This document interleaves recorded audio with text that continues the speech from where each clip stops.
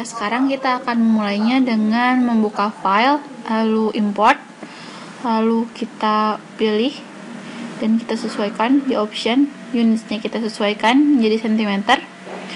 Kita buka. Nah, sekarang kita memiliki denah dan tampak depan dan tampak samping.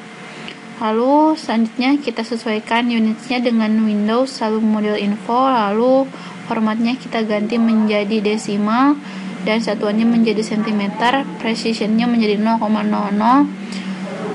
Ya, seperti itu. Lalu selanjutnya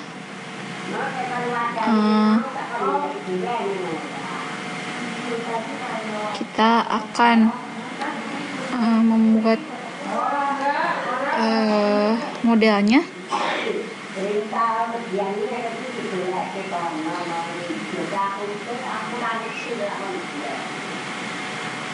Nah, sekarang kita group, lalu kita lock agar tidak bergeser, lalu kita membuat line sepanjang garis yang telah ada sesuai polanya. Ini untuk membuat dinding. Lalu kita tarik ke atas setinggi 300 cm atau 3 meter.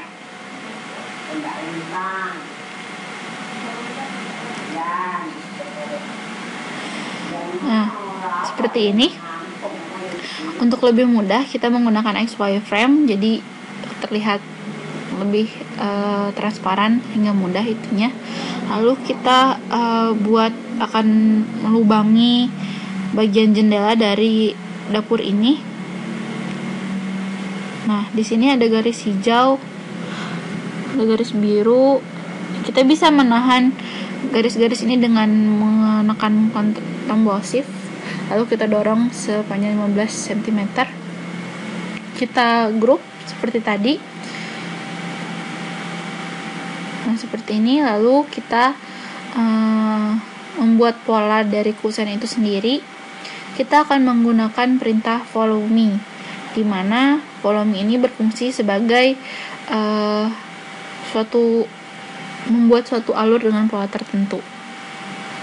Caranya adalah dengan membuat alurnya terlebih dahulu dengan menggunakan rectangle atau dengan shortcut R.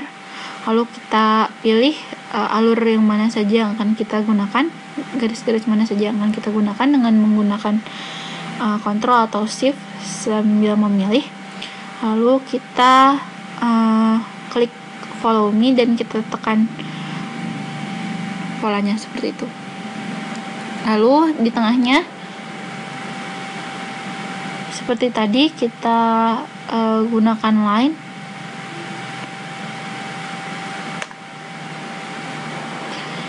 Lalu kita pindahkan dengan menggunakan M atau move ke atas dan kita sesuaikan agar letaknya sejajar dengan pola yang sudah ada. Sebenarnya ini bisa menggunakan perintah follow me, tapi kali ini saya akan menggunakan perintah push karena saya anggap lebih mudah dan lebih sederhana. Nah, seperti ini. Lalu bagian yang kecilnya kita tarik juga ke atas.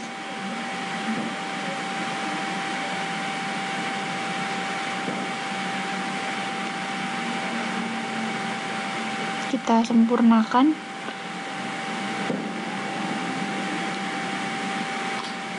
Yang bawahnya juga. Setelah itu kita klik 3 kali lalu kita group. Nah, seperti ini. Nah, sekarang kita akan membuat bagian pintu kabinet atas. Pertama kita membuat rectangle, lalu kita offset sesuai dengan pola yang sudah ada. Lalu kita beri ketebalan sebesar 2 cm. Lalu kita lubangi. pertama-tama kita berikan space dulu agar nanti hasilnya akan terlihat lebih nyata. Lalu kita lubangi dengan menggunakan rectangle dan kita dorong sebesar 1 cm. Nah, ini memiliki material yang sama, yaitu dari kayu ataupun dari laminate. Nah, bisa langsung kita grup tadi ya, lalu kita berikan gagang besi atau aluminium. Ini gagangnya tebalnya sekitar 0,2 cm seperti ini.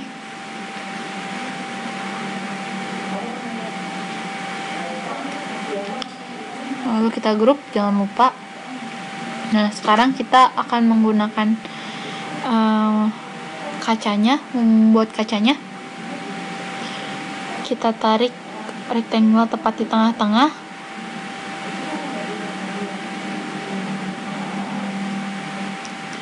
Seperti ini. Lalu kita beri ketebalan setebal 0,5 cm atau setebal 5 mm.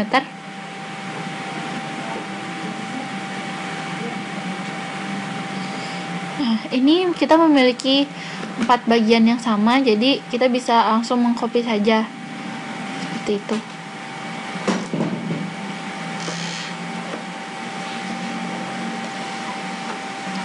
Nah, mengkopinya caranya adalah dengan menggunakan move sambil menekan Ctrl.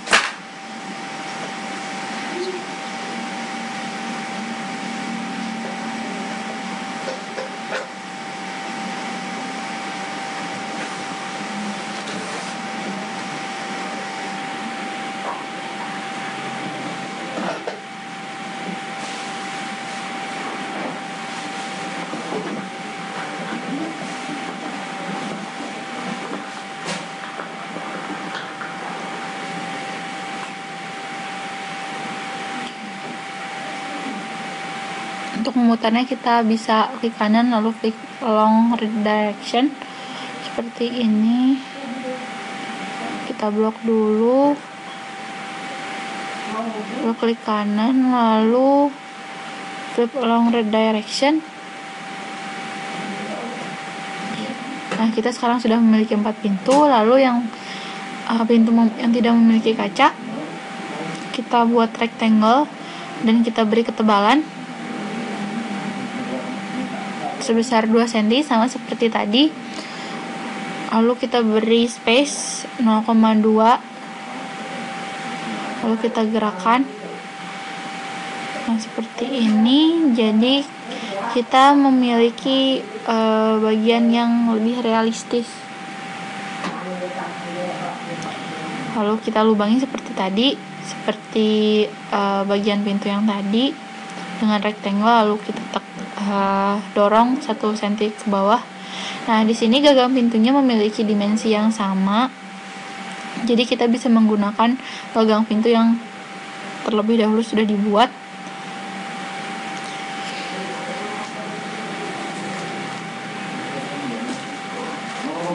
Nah, ini juga bagian pintu ini memiliki desain yang sama dengan 2 pintu yang lainnya, ukuran yang sama, jadi kita bisa langsung mengcopy saja untuk mengefisiensikan waktu.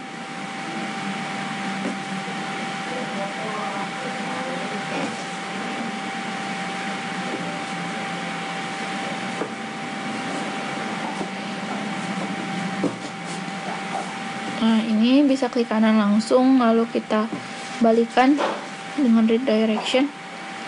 Ini baru pintunya saja. Sekarang kita akan menggesernya terlebih dahulu sehingga kita bisa membuat bagian belakangnya.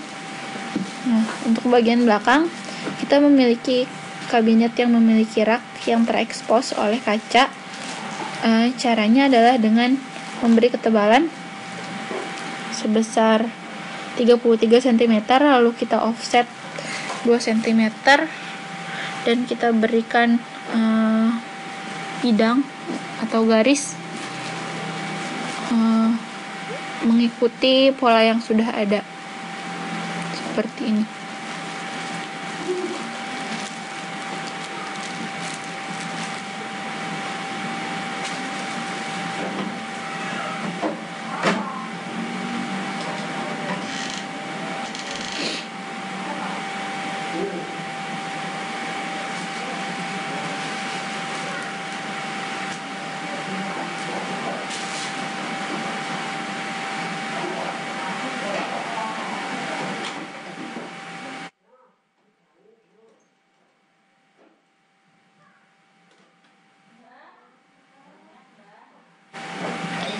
kita hapus sisi-sisinya agar lebih mudah untuk digerakkan.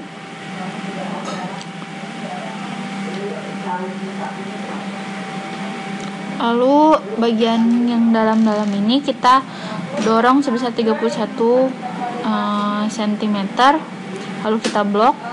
Nah, ini memiliki 4 bagian yang sama, lalu kita bisa copy saja seperti ini.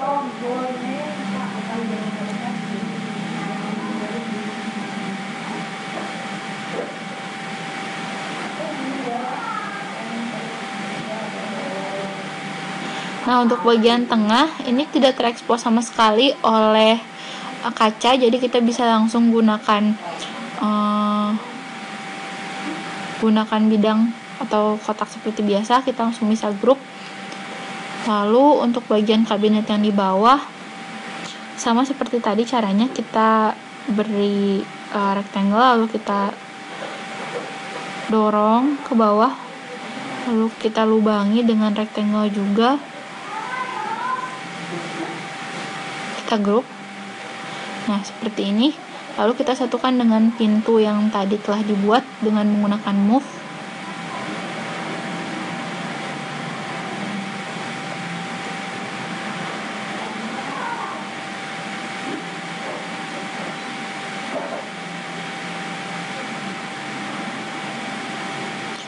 Nah, ini masih dalam keadaan terlentang, jadi kita harus membalikannya.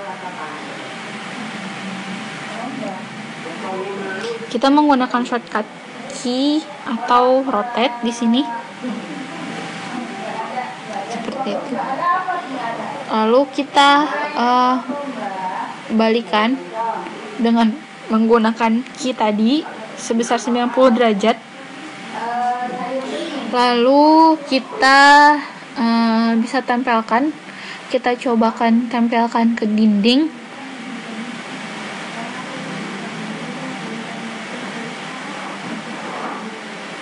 Nah, untuk bagian bawahnya kita bisa lanjutkan nanti. Nah, sebenarnya bagian bawah ini sama saja membuatnya. Oleh karena itu, pada tutorial kali ini saya akan memberikan kesempatan teman-teman untuk mencoba sendiri di rumah. Saya akan memperlihatkan bagian yang sudah jadinya saja. Nah, seperti ini. Di sini ada kabinet, ada top table, dan ada kabinet bawah. Untuk zinc plate sebenarnya sama saja, hanya melubangi bagian yang di mana zinc plate itu berada, seperti itu. Lalu kita sesuaikan lagi, kita pastikan bahwa jarak dari kabinet atas ke kabinet bawah itu minimal 90 cm, sehingga cukup ergonomis untuk ruang gerak manusia dalam melaksanakan aktivitasnya di dapur. Seperti ini. Kita bisa close wireframe-nya. Nah, ini kita masih memiliki bagian yang berwarna biru. Seharusnya berwarna putih, sehingga ketika nanti akan diimport atau akan diekspor ke aplikasi lain akan lebih mudah penggunaannya. Nah, seperti ini.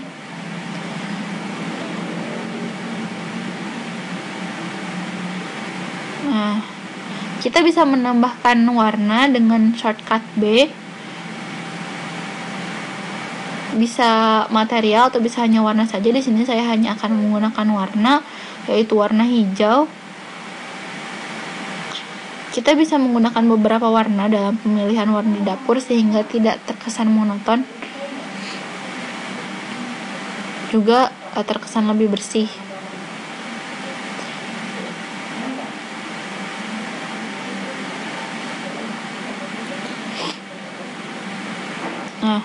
Nah, ini desain dapur yang telah diwarnai dan telah diberi material. Juga telah diberikan lantai dan plafon. Plafonnya jenis plafon drop ceiling seperti ini. Kita juga bisa menambahkan kulkas, kompor maupun cooker hood dengan menggunakan import media.